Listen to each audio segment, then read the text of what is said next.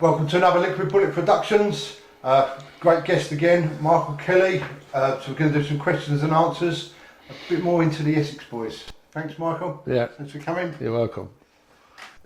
Did you know Carlton, and did him and Tony have a good relationship and also a falling out? Yes, he knew Tony. From what I've read, they met in Epping Forest in '93. I've met Carlton with him, so yes, I knew they knew each other. Both had medium-sized security companies, so they'd help each other out. Carlton, all his work was based in London or East London, so he never really came to Essex, and he never tried to get doors in Essex. So, but they met, and between the E's and everything else, they had a similar way of going on. Carlton's also quiet, deliberate, you know, he's not crazy, even though the book makes him out to be, but I think that was a slight exaggeration, Carlton's point. He was actually a decent guy, you know, I like him myself. Lee Chapman, not so much. He came in after Tucker's death and tried to continue the security, running the security of Tucker's doors for Hollywood's, but that was never going to happen.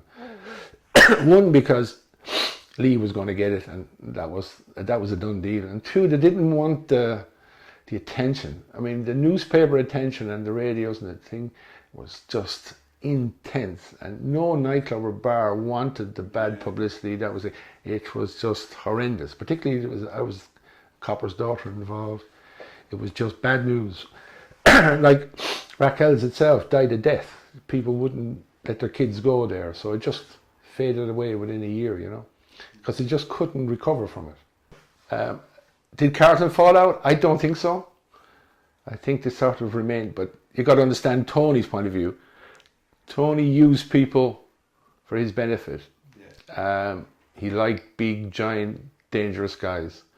For a while, I think Carlton was just someone else that was on the same track as him, and he made him look good hanging around him. They're all big guys together, the same. I think when Tate came along, Carlton faded, because now he got a bigger monster. He got Frankenstein as his plaything. Down the line, he would have let Tate go as well. As I said, all along, there's a whole list of people, Doorman and friends, that he just cast aside, because they were no longer earning him anything or doing anything for him. So on to the next.